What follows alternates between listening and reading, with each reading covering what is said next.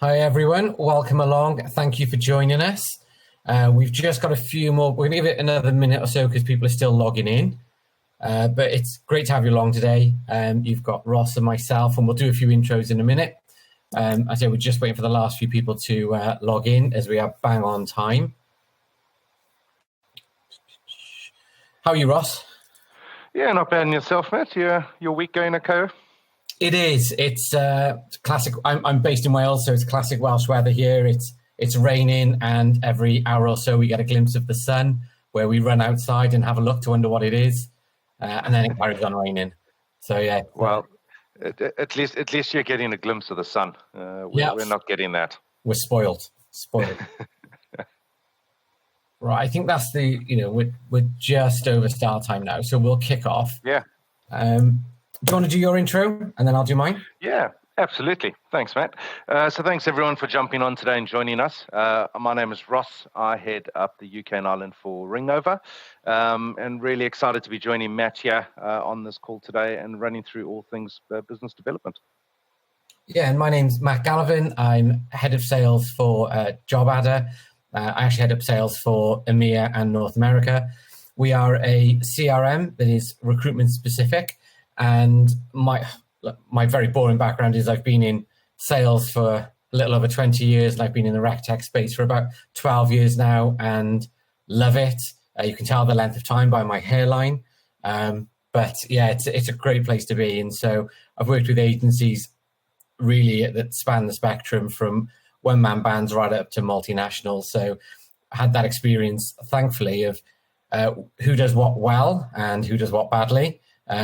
Especially on business development, I'm keen to kind of share some of those experiences we've had recently with you guys about how they're best working on their business development. Right, should we step into it? So if you want to share your screen? I will do that, absolutely. And there we go. Look at that. Two lovely photos of us there. Yours looks better than mine, though. I don't know. Mine might be photoshopped. I think yours is more natural, Matt. Yeah, I need to have mine photoshopped. I hear what you're saying. But yeah, let's jump into it. We'll be going through a series of questions, which Matt and I'll be answering and kind of bantering between ourselves. Feel free, please, to drop any questions into the chat as well. As we're going through things, we'll be answering those throughout the talk. So having a look at kind of our first question on the agenda, what are some of the emerging needs and preferences of staffing clients and candidates that we've seen in 2024? And I'm going to pass this over to Matt and let him take point on this question.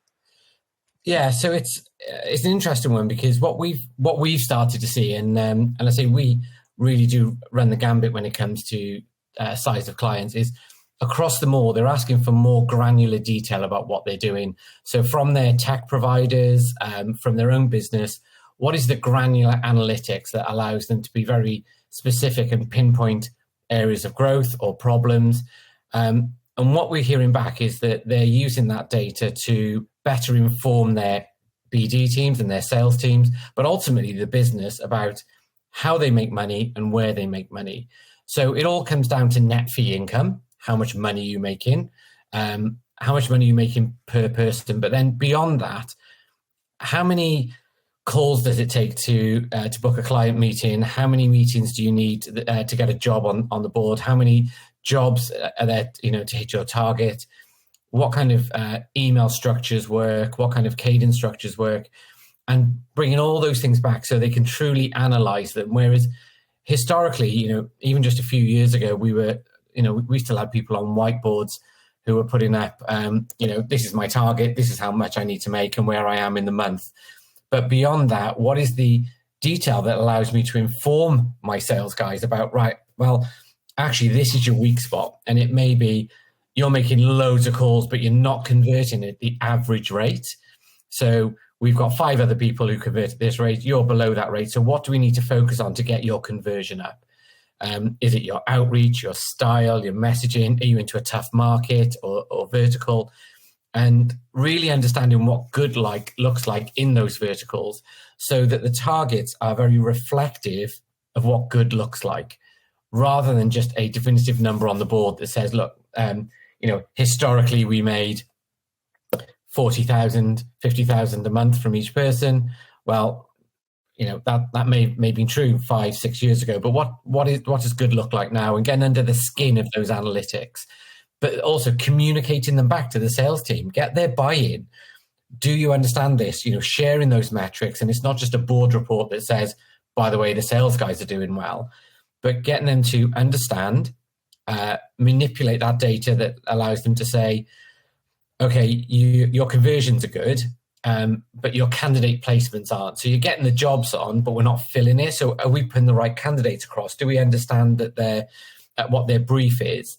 And then really working with them to help them understand what they need to change within their cycles. And what you get from that is net incremental gains. So every month they get slightly better, and then you focus on different areas. Mm-hmm. And so we're seeing real, like a need, I suppose, for granular information from every part of their tech stack or their sales journey. So that might be the softer skills or the actual software that they're given. So that might be something as simple as, if we look at Ringover and call stats. So how much time is spent on the phone? How much time is spent in? How many messages do you leave? What interaction works best for you? Given that kind of granular information really does allow them to be good managers, and in turn allow them to have very good salespeople, because they're working with active real-time information, not what I did when I was a recruiter 10 years ago, because it's a different market. The world has changed. And the other thing that we're really seeing in this kind of trends is that agencies are coming back to us and saying, how can technology help us? How can it give us more time? What part of the cumbersome process can it take away? So that might be writing job specs, writing job descriptions. It might be automating email cadences. It doesn't really matter, but they're just saying, tell me where I give more time to my recruiter to be a recruiter, rather than spending time with the tech that is meant to give us time back.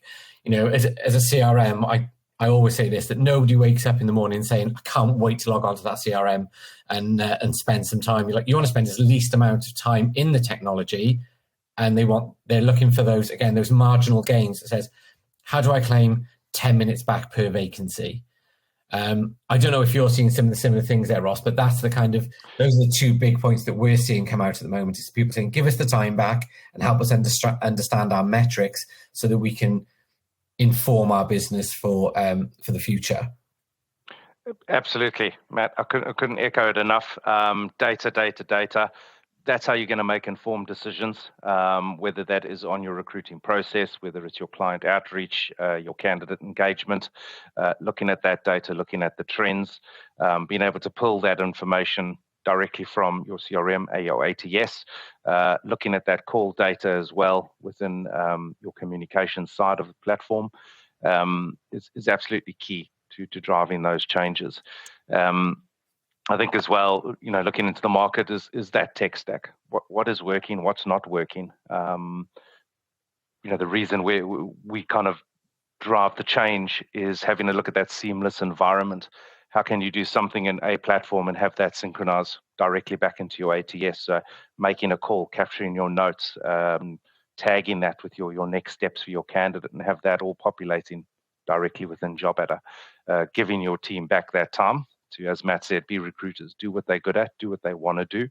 I run a team of sales guys. I'm in sales. I don't want to do admin. I want to be talking to people. I want to be solving problems. So the more admin we can remove, the more productive we're going to be. Absolutely.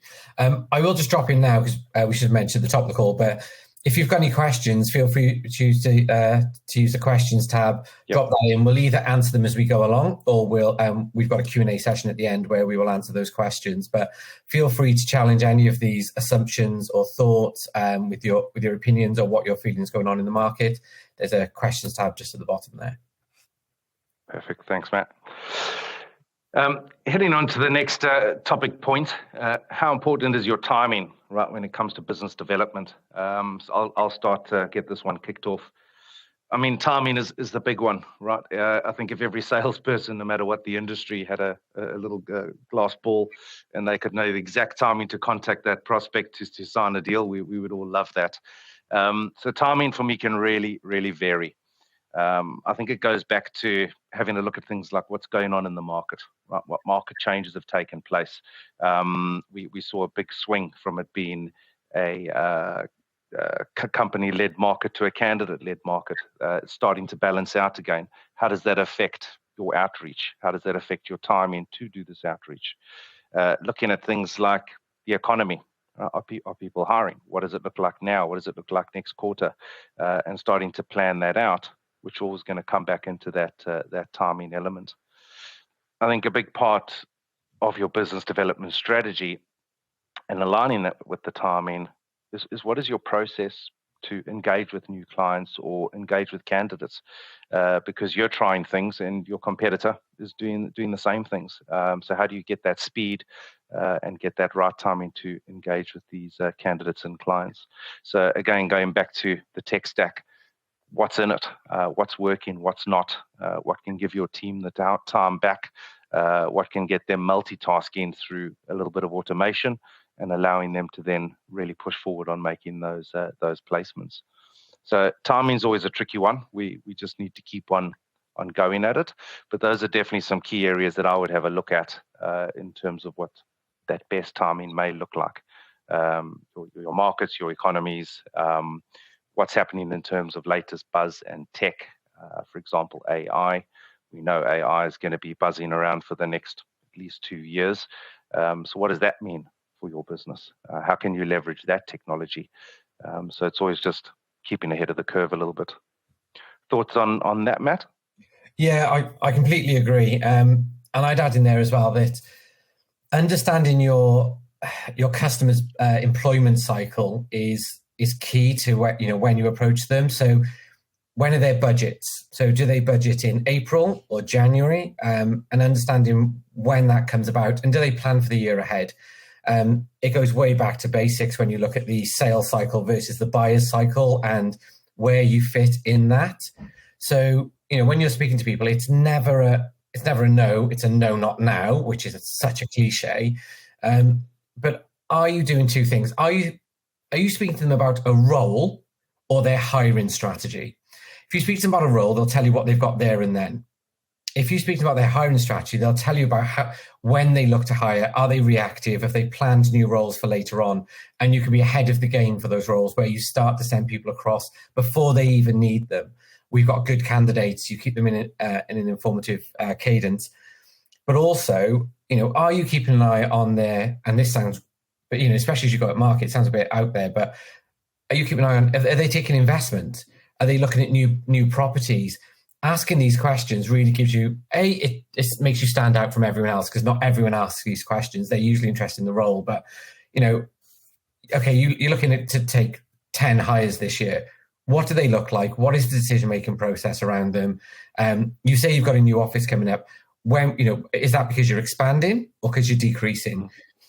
Understanding the business and their hiring cycle that sits within that means that your timing is always on point, because you're always talking to them about something that is of interest to them. If you speak to them about a role, you're only ever speaking to them about something that's interested in a very small window. So change your conversation up. If you're talking about roles, you're kind of behind the game. Talk to them about big picture stuff and say, look, and it's great, have a chat about the role if that's what you're speaking to them about, but make sure you ask those questions about what are you doing when, who's involved in the process, what does it look like, how do we get sign off, is that something you can do exclusively with me? Am I okay to send candidates? As good candidates come in, can I send them across to you? So you've always got that, you're always on time then if you're speaking to them about their wider business. Absolutely. I think it's that qualification, right? Qualify in, make sure you can get a relationship going, make sure it moves forward, keep in contact, and you'll place those candidates in line with that company's timing because you've understood it. Yeah, and it's something, I don't advocate this. This is being recorded, so I want to be very clear. I don't advocate this, but there are times where I was being told no, not the right time, no. And so went to the customer site to deliver like a bit of guerrilla marketing piece, and literally just followed somebody through the door and knocked on somebody's door and just arrived. And it's like, and it's amazing. While I was there, they found time to, oh, well, look, I've got 10 minutes. Whereas when you call somebody, so give a compelling event. Something is important to them, not important to you. And that comes from persistence. And we'll come into this a bit later on, I'm sure, but this really comes down to the persistence of a really good outreach cadence so that, you know, you've got the best chance of catching them in the right window to initiate that conversation about the wider piece. So yeah, I don't expect that somebody's going to ring up and be like, yes, now is the right time because you've called me now and I want to speak about my business. But, you know, it's also, if you say you're going to call back, do what you say you're going to do. So if you say, can I call you back in 3 weeks? Call them back in 3 weeks. If they put you off call them back in 3 weeks. If you're the person who gives up, you're the person that gives up. If you're the person that persists, you're the person that gets the business ultimately. Yeah, no, absolutely. Moving on to number 3. So looking at how do you effectively demonstrate ROI to potential clients and quantify the value of your agency in a competitive marketplace. I'll let you lead point on this one, Matt. Yeah, this is an interesting one. I should point out here, I used to own my own agency and I'm a recruiter in recovery, so I've been on your side of it. When I first started out, I did what most recruiters do in that I needed to make money, I needed to bill, and so I sold candidates. But I quickly fell back to what I know works, which is adding value beyond the recruitment process. So the difference that I have and you have, Ross, to many of the people on this call is their product has arms, legs, and an opinion.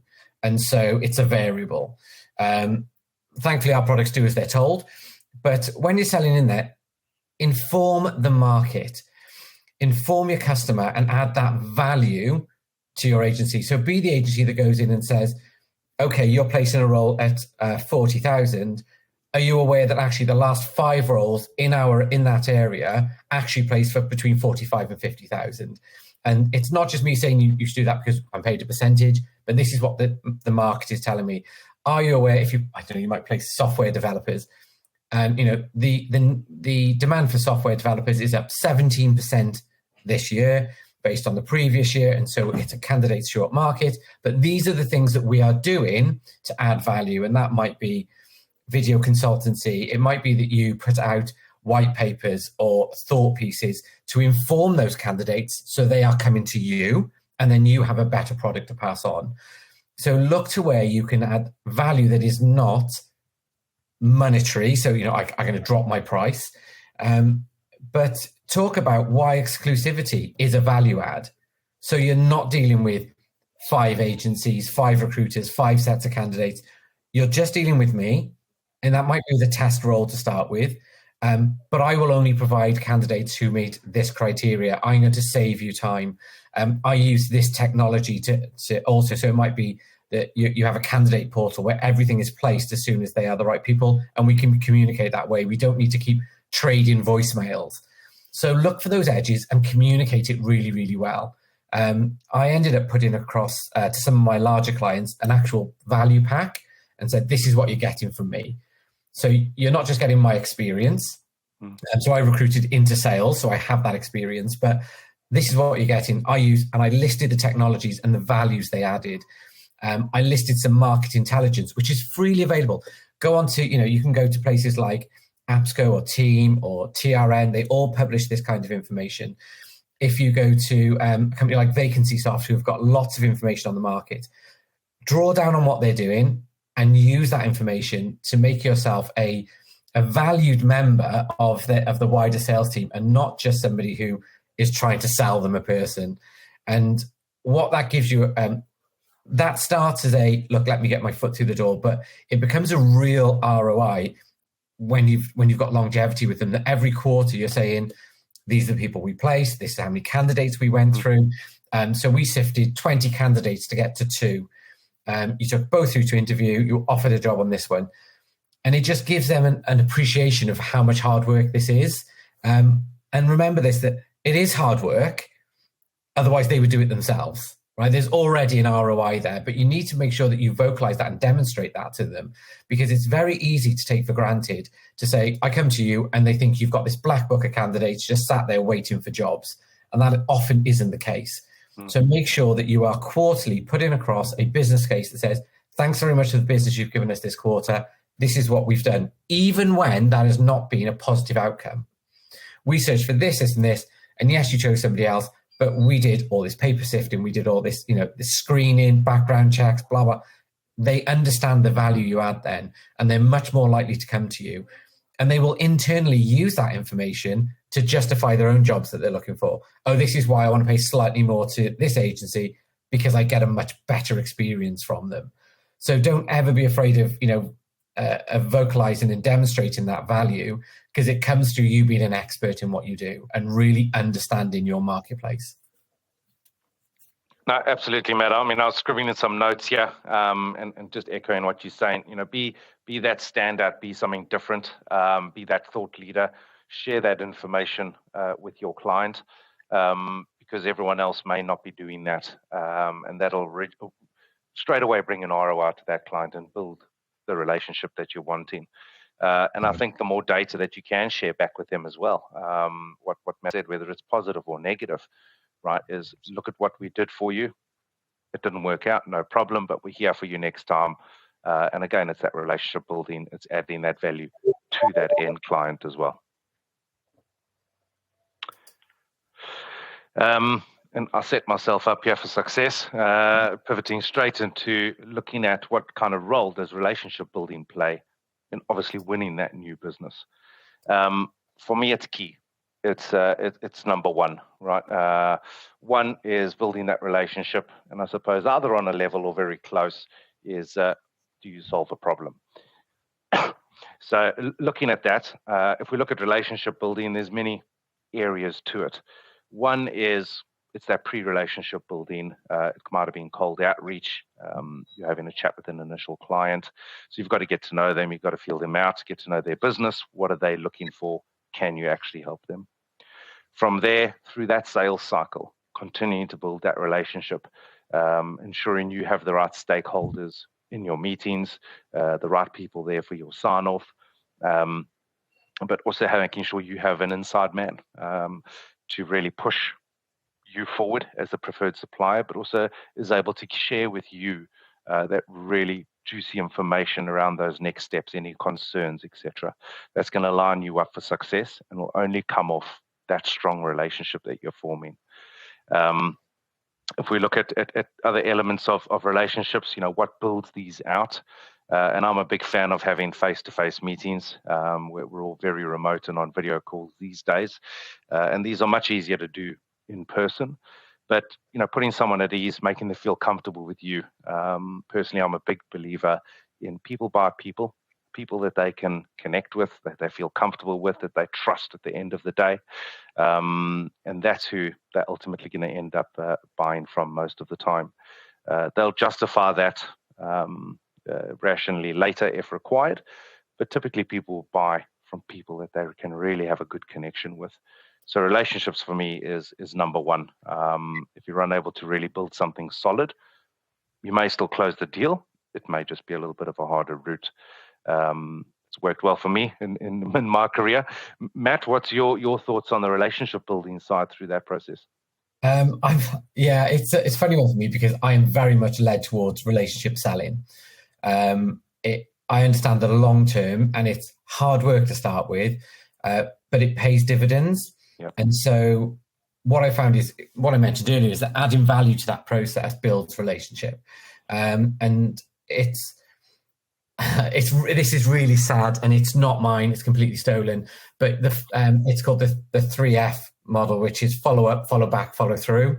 So you follow up with everything. If they've just shown a fleeting interest, you follow up with everything. You follow back on the things that you said you would do, or maybe roles that you've lost, and you go back. How did that work out? How's it going? I'm still interested. I'm not interested in the role. I'm interested in you. How's that person working out? What worked for you for that person? I can learn from that and add value to the next experience. And follow through. Do what you say you're going to do. And those three things for me build a relationship that really stands the test of time. And for, kind of my career proves that, because I've sold to the same people multiple times. I changed role over the last 20 years, as you'd imagine. But I go back to those same customers and say, oh, I'm here now. And they go, oh, Matt, yeah, great to hear from you. What are you doing now? And I'm able to resell into them. And it also, relationship allows you to deliver bad news better. So, and let's face it, we've all had that candidate who, their dog is sick for the 7th time, and they're not going to make a meeting, whatever else. Relationship allows you to bring somebody up and go, really sorry, they've let me down. And they go, yeah, and they feel like they're in it with you. If it's a transactional relationship, they feel let down, but it's a much deeper feeling, whereas they're not in it with you. And so what relationship does is it makes the good times better and the bad times not so bad. And for me, they really stand the test of time. And there's people now who I consider friends who started as clients. And when I'm in town, I'll say to them, look, I'm up, let's go for a drink or a bite to eat. And, I've met their wives and kids, and I don't expect any of you to take it that far. I'm just particularly sad. I'm just saying that those are the ties that bind. Those are the ones that say, when times get tough and who do we need to cut as an agency, or where can we have that conversation? They come to you, but they come to you with a question. I don't really care what people ask me as long as they're asking me. So they can come to me and say, Matt, what do you think about this new technology? Fine, but they come here first, and I'm able to guide them and inform them, even when they say, I don't know, but let me go and find out. Whatever they come back to, they come back to you with those questions. Oh, absolutely. And I think for this one as well, I know we've mentioned clients here, Matt, but let's flip this on the side and say, what about candidates, right? You can place a candidate over and over. Make sure you're building those relationships as well with your candidates, that you're placing them in decent roles, that you're looking after them through that process. So if you do ring them up again, or they're looking to make a change, they're reaching out to you, fresh candidate on the books, or potentially someone you can move into a different role as well. 100%, yeah. And candidates, I think, buy into a good experience more because they've had more bad experiences.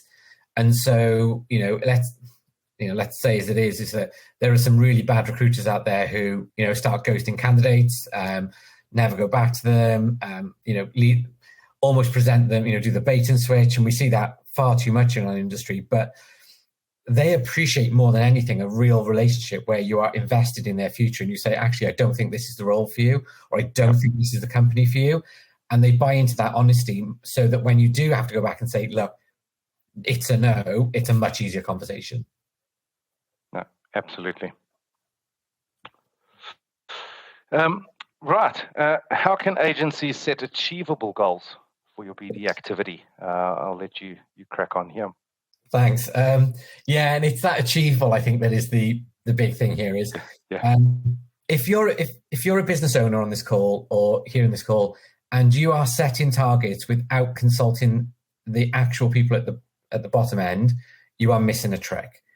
Because it's very easy to sit down and put a load of stats together and say, this is what good looks like, or this is what the business needs to hit. I'll divide it by how many roles, how many recruiters, and we're a go. It's very short-sighted. And look, it may work in the short term, but the two things for me here come from the achievability piece. Says, what are my people on the ground saying? So if they're saying, look, it's a turbulent market where people are nervous around what the government are going to say, or where interest rates are, or what the market is doing. And if they're all saying that, you need to listen and you need to be reflective in their goals, but you need to use the data on hand through your CRM, call system. I don't really care what, whatever metrics you have to hand, use that to inform your decision making. You probably would have noticed by what I'm saying, I'm a complete data geek. I spend my life living in the data. One of the things that I know you guys offer and we have is call recording. And so I listen to the calls that the guys are making to say, okay, yeah, that's accurate. They're saying that it's a tough market and people are not talking about growth. They're talking about surviving. And so, we need to be cognizant of that when we look at our targets. Yes, we've got to be profitable. Yes, we want to make as much money as we can. But what that looks like right now is also, how do I get the most out of what I've got? Great. Well, look at the data you've got. And I personally do quarter on quarter, year on year. So how are we different to this time last year? How are we different to this time last quarter? And I make micro changes and macro changes. So macro changes on the year, micro changes in the quarter. I never change month to month because that's too volatile. And then I take the information from everything to, say by listening to their calls saying, actually, here's the weak spot for you. I know that on average, if we make this many calls, this many bookings, this many interviews, this many final interviews, we'll make this many placements with an average order value of X, means that I can expect these guys to hit Y. And then you plan for something like, depending on your industry, an 80% attainment. Mm-hmm. If you're hitting an 80% attainment, you are covering all your costs, you're making a bit of money, you're able to grow. And then if you're overachieving that, great. And if you're underachieving that, then you need to look to performance improvement plans and other targets realistic. But you've got to start from a basis of understanding where you are, where you've been, to understand where you're going. And the trap that I speak to a lot of agencies on a consultative basis around how do I get more out of each consultant? And I said, you need to start by making them inclusive of that process so that they understand that this is not a random figure you've pulled out of the air, but you sit them down and you say, look, working backwards from this target, this is the workflows. We know it's achievable because we've done it last quarter, the quarter before, last year. We're just trying to repeat that process. And although the market has changed, we need to change with it. And that might be our offering. It might be what markets we sell into, but it is something that has worked for me continuously, is getting the buy-in from the sales team. So we're doing that at the moment. We're doing all of our budget reviews. We're looking at targets for the sales team. And in about 2 weeks, we have our financial year starts in July. And so in about 2 weeks, I'll sit the team down and we'll work through all those metrics. And so it's complete transparency. And it's not just them feeling, oh, where's the value? Why am I doing this? Okay, there's a big number and you make lots of money. It isn't that. They understand all of it, the costings of the business and everything. And then lastly on this is the BD activity is relative to the technology and market you sell into. So if you're using a cadence tool, then actually it's very easy to say what that achievable target is because you can monitor it. You can set key reminders at key dates that are automated, so using automation. Whereas if this is something you're doing manually, it's a very different kettle of fish, and you need to think, right, well, realistically, how many calls, if they have to write an email out every time, how long do those things take? So that they're actual good quality. So take into fact, your tech stack, where your guys sit in the market, and take a holistic view of all of those things to say this is achievable on a consistent basis, rather than we need a big surge this month, this quarter, and then I expect that ongoing. And understanding that markets change. You can't, as I said earlier, you can't just take what somebody did 10 years ago because they were a great recruiter in 2014 and go, well, it worked for me. Now I run a team, and you go, great. It's a different world we live in. And so you need to be very dynamic with that on a yearly basis. No, I mean, absolutely. Some things that jumped out to me there, Matt, and it links back into what we've been discussing here. Achievable goals. Look at the data. Where you're getting your data from. What tech is supporting you to get that data out.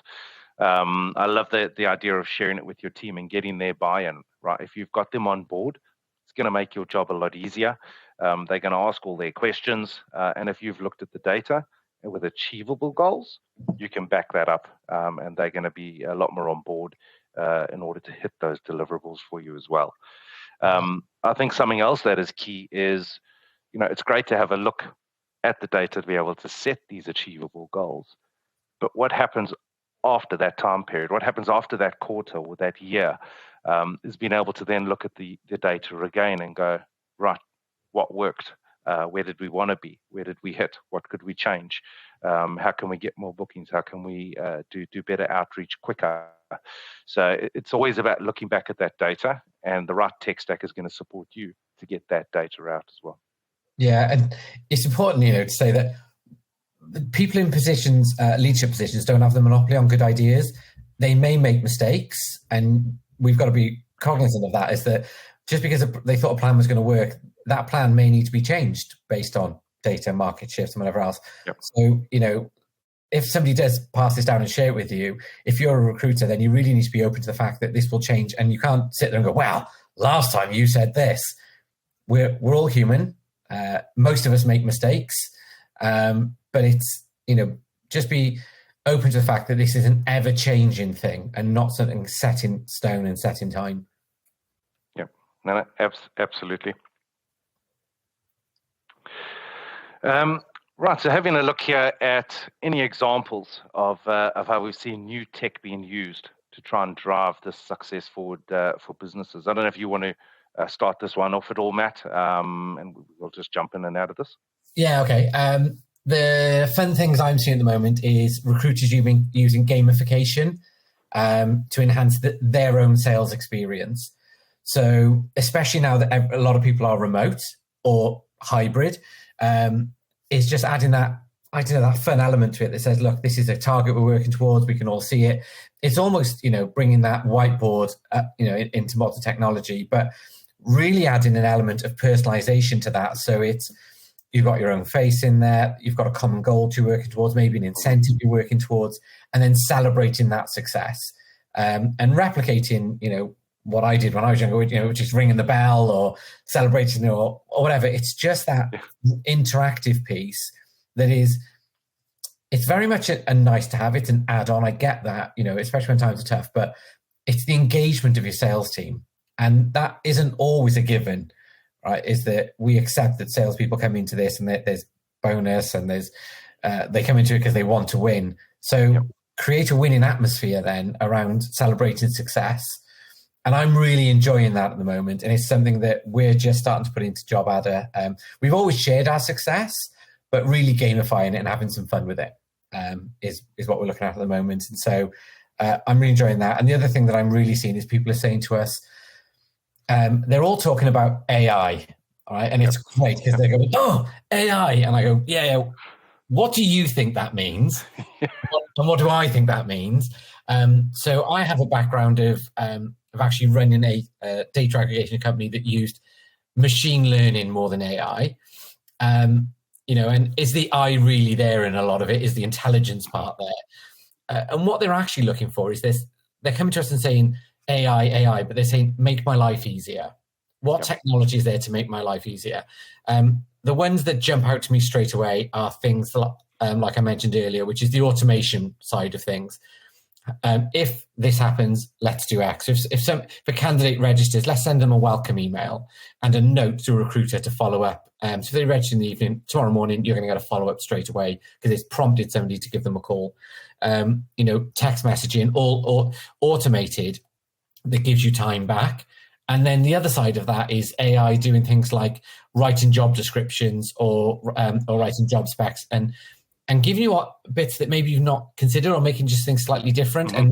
And one of the things we do with our AI is to say, look, what kind of style do you want? Do you want it to be humorous, serious, formal? And you can change that, which is, look, how guilty are all of us of copy and pasting job descriptions? And you're like, 80% is fine, and I'll change the top and bottom. We've all done it. So we will do it on our sales emails, and we forget to change it from hi Mary, and we leave it, and it goes off to John. But that what you're talking about within JobAdder, Matt, is really interesting because that allows you to use that AI to match your outreach with your candidate or your client in the relationship that you have with them, right? So if it's a new outreach, let's be formal, let's be professional. If it's someone I've known for a while and we get on, I've placed candidates already, maybe we're a little bit more informal, I can change that speech again to be that less informal. So that's really powerful for recruiters. Yeah, and it's, if we look at this like an offline version, I spoke to an agency once who had a new recruiting and was getting so many applications. And like, I don't understand why this guy's getting the applications. And they pulled him into a room and they had a look what he was doing. And basically, he didn't know they were templates, so he was writing his own job descriptions and emails. Right.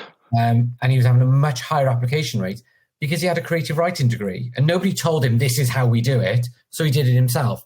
And he ended up then saying to everyone else, oh, this is how I do it, and changed the style. And they learned from him, and application rates went up. And the online tech version of that is you've got an AI that's using all of these job descriptions where people are going, yes, I want that. I'm using that one again, and it learns from that to say, this is working. And you can leverage that so you're not trying to reinvent the wheel every time. And it's done in seconds rather than 15 to 20 minutes to write a job spec or a job description. No, absolutely. And I think as well, when you're looking at new tech, when we all had to move very rapidly to hybrid working, a lot of businesses went out. They spent on tech to support their teams. And I'm finding a lot of businesses now reviewing all that tech and saying, what's working, what's not, what have I got in my tech stack, what can I change? So I think it's looking at that to streamline that process. So if you look at Ringover, for example, your communications, we're making calls, we're WhatsApping, we're texting, we're summarizing, we're using overarching AI, but we're also pushing all that data into the likes of JobAdder. So JobAdder is your source of truth. You've got all your data against that candidate, netting time, and that's saving recruiters time and making their lives a lot easier there. So it's really looking at that tech again. What's working, what's not? Where do you want to be now? Where do you want to be in 3 months, 6 months, and 12 months as well?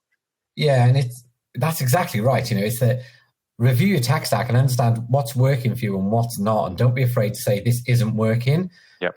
But understand why it's not working. You can't just look at it and go, okay, this isn't working, we're going to bin it. But are you making the most out of it? Have you had the right training on it? Are they using it correctly? User adoption is massive when it comes to new tech stacks. But do they actually work together? So obviously, as you'd expect, everyone viewing this is that Ringover and JobAdder work integrate. We work very well together. Otherwise, we wouldn't be doing this together. But look at your technologies and say, do they connect? Do they provide a seamless interaction, or am I having to replicate work here and here? Because if you are, what a nightmare. Let's see how that tech stack actually speaks to each other on the entire journey of finding candidates, or even finding work, to finding candidates, to placing candidates, to billing, to umbrella, to everything, to reporting. Do I have a life cycle of tech that supports that candidate journey? Yep, no, absolutely. And I think, popping in again on Ringover's side is that communications point. The candidate has changed. I'm too old to have all the tech that the guys have today, but I would apply for a job back in the day, and you'd have to do it by either maybe an email, or it was the actual document dropped off.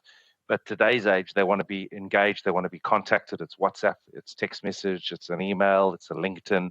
And I think as well, looking at your tech, at what can drive those multi-connection points as well, because you don't want to be missing out on connecting with that candidate or with potentially their client as well.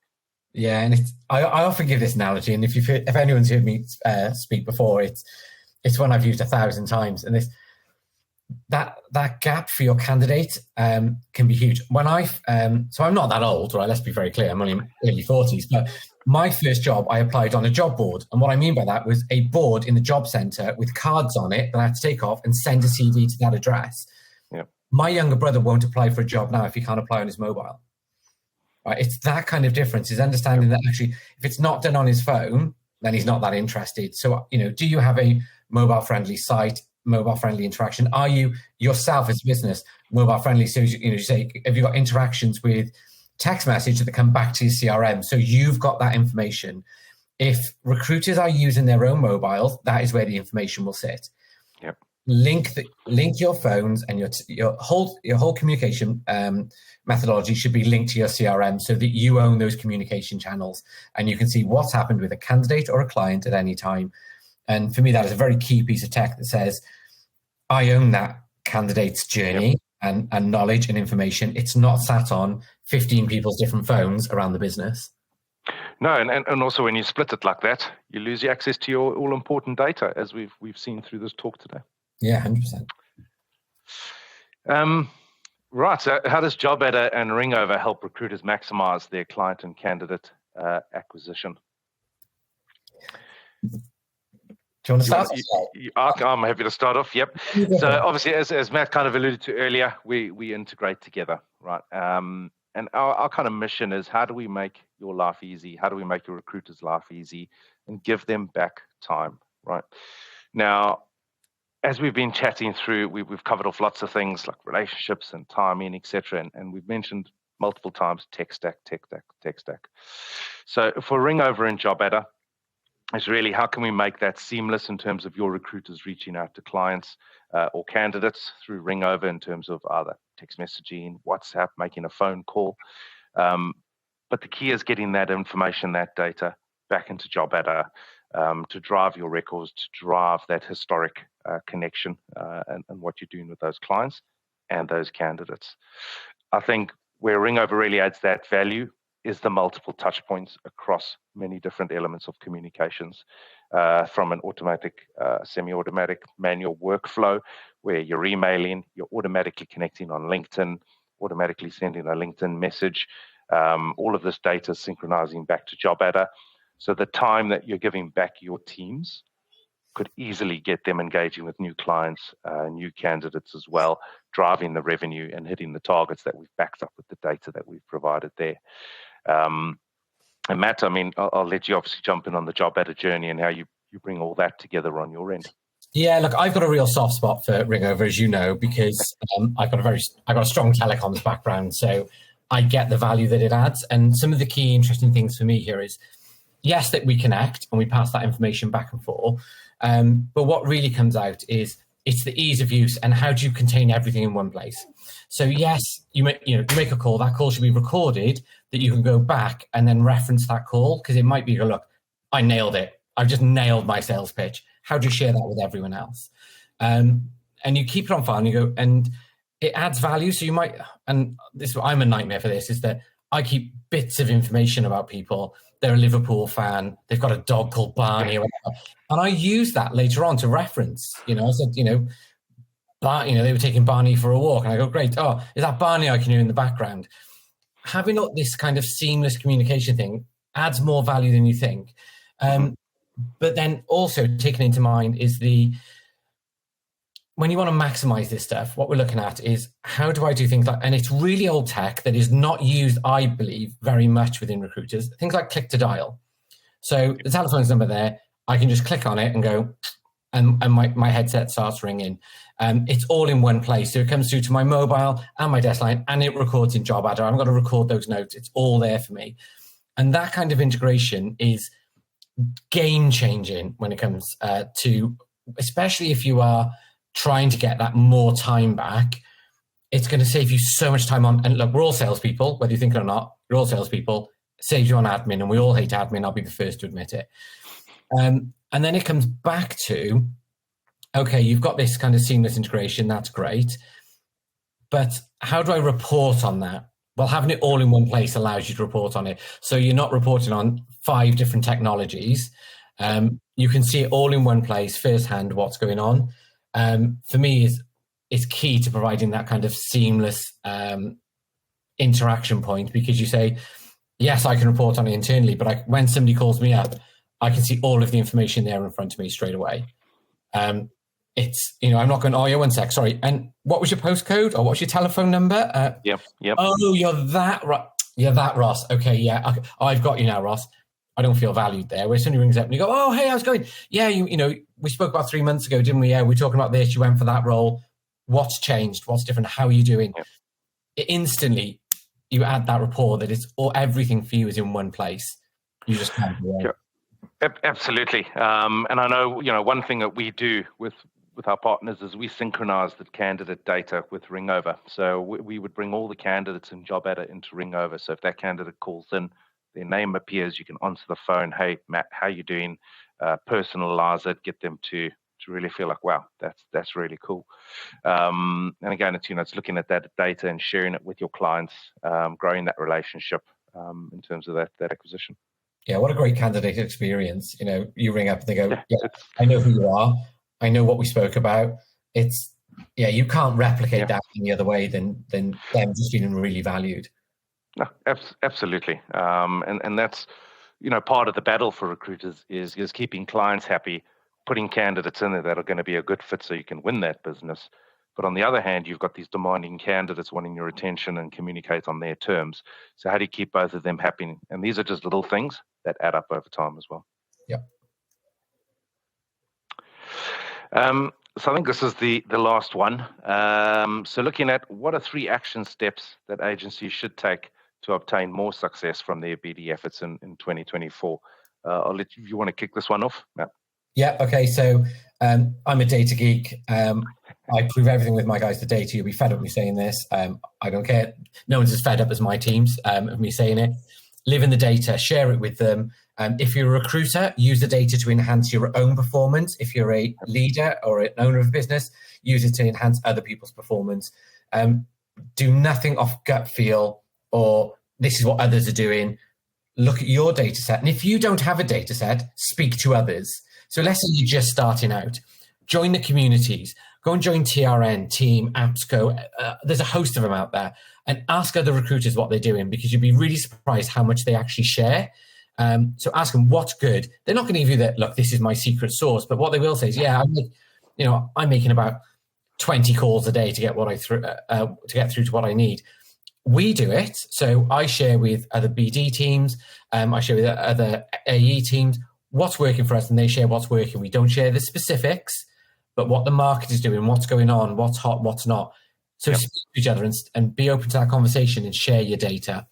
And the other one for me really is, if you're looking at steps today, it is, how is your tech stack a slave to you, or you're a slave to the tech stack? Have you gone out and bought tech because you thought you should, and it was the right thing to do? There's never a better time for proving communication like lockdown. And it was, how do you, if you were all suddenly on landline phones, and they were physical phones on the desk, and you all had to work from home, and then suddenly it was reactive, and you're like, right, we'll send the phones home with them. No, it's, look at your communication strategy and say, and I know it's Ringover, this is Ringover's call, but it might be physical phone calls, it might be emails, cadences, I don't care what that is. Look at it as a structure and say, what bits of this work for us? And what bits are we a slave to because we've always done it, or we were told to do it? Put your head above the parapet and say, I don't use this because it's cumbersome. I don't do that because it's broken. And then the company can look at fixing that. And if you're a leader, you need to be really open to that, because user adoption is everything. So really look at your communication strategy for outreach, because that's where it all starts, right? And it starts from the very point of brand marketing to speccing candidates, to speaking to customers, to potential clients, to speaking to customers, and right the way through to relationships afterwards. Communication permeates through all of that. So really make sure that's nailed, that you've got the right tone of voice, that you've got the right voicemail. When somebody calls you that says, you're going to get back to them in this amount of time, that you're going to do X, you can contact me on this platform, whatever. Really get to the nitty gritty of that communication strategy, and then own it and drive it. So if you decide it works for you, then you've got to stick to it to prove that it works or doesn't. And again, use the data from that to say, what bits do we need to change? Matt, you've nailed all 3 action steps. I'd made notes, and you've literally gone over all of them. And I think it kind of carries on with the trend that we've picked up over this call, is have a look at your strategy, look at what's worked, what hasn't. If you don't have the data, if you're just starting out, go talk to people. One thing I can tell you is, recruiters, that they're open. They're always up to go and have a pint. So it'll cost you £6.50, but they'll share information with you. Not the secret sources, Matt said, but they're open to share some data with you to help you make those informed decisions. I think looking at the tech again, if you're kind of operating already, what's worked, what's not. Engage with your teams, right? It's easy to make a call when you're sitting outside the bubble, but get into the trenches, talk to your team. Why do you like it? Why do you dislike it? And look at the market. Look what's out there. Again, talk to the market. What are you using? What do you like? Why do you like it? That's going to help you make that informed decision on your tech. Aligning those is going to bring that all-important data in and allow you to leverage that. What's happened in the past? What's happening now? Where do we need to be? What do we need to change? And that's going to deliver on those BD efforts. As Matt alluded to earlier in the call, it might not happen in 24 hours, a week, a month, but small increments on a day-to-day basis with these changes. And again, looking at that information weekly, monthly, it's up to you. And how do you make any changes to get better results? So that's what I'd really be looking at in terms of driving those BD efforts for 2024 and beyond.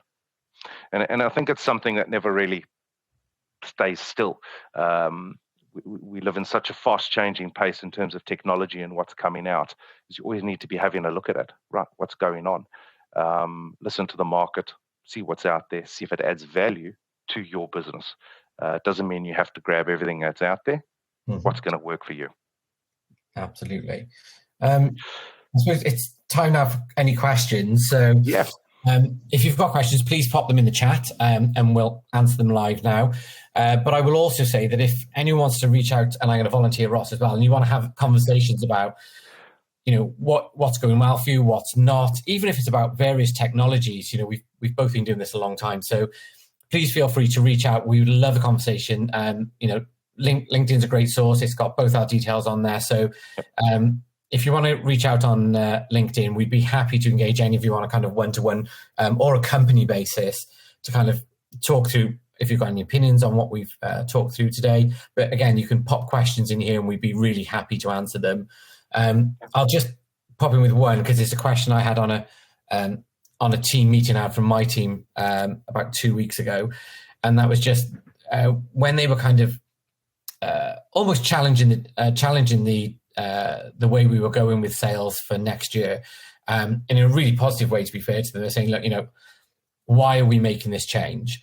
And one of the things we came to is that we had done a tech stack review, and they simply weren't using that tech.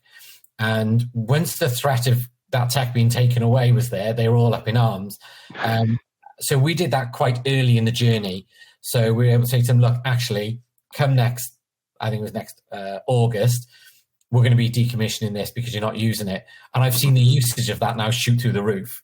And so just don't be afraid to prod the sales team, prod the senior manager, whoever it is, and say, I'm not using this or I'm using this. And you'll get real reactions from them. What I will now do, though, is that's a thing over time. And I'll say to them, right, okay, are you getting value from it? Yep. Make sure you're not making those decisions at cutoff point because you're getting pressure then to say yes or no. Make sure you're giving yourself loads of time to go into that, because I was challenged, oh, you can't take it off me, I use it every day. No, you don't. You haven't logged in the last 2 months. Right. Well, when I say every day, so just, make sure that you're giving yourself time to make decisions based off this. Look at your renewal dates, look at the availability, think about how long something time takes to implement. Yep. If it's a 6-month implementation, you're not going to see any ROI from that for about 9 months. Yep. So depending on your sales cycle. So make sure that you're giving yourself time. And that's just something I had from my team recently. We've not had any questions yet. Oh, that just means we're pretty awesome at this, Matt. We've obviously answered everything as we've gone through. Clearly, I say we've still got so if you've got questions, pop them in. If you just want to bring up the next slide, Ross, we've got 2 QR absolutely codes where you can get hold of either JobAdder or Ringover. Depending on what you're looking at the moment, happy to have conversations around if you're looking at your telephony and communications platforms or your CRM platform. We would, both of us, love to have a conversation. Even if it's about the wider tech stack, please feel free to reach out and even put a demo in and see how these things work. Absolutely. Echo that. Anything we can help with, reach out. We're on LinkedIn. Otherwise, scan the code and let's get some time in to talk. So it just leaves us to say thank you very much for joining. Thank you for having me, Ross. It's always a pleasure. It's always a pleasure, Matt. Looking forward to that LinkedIn post where we can tag Drew in it. Yeah, let's put it used, Drew. Okay. Thank you, everyone, for your time. It's much appreciated.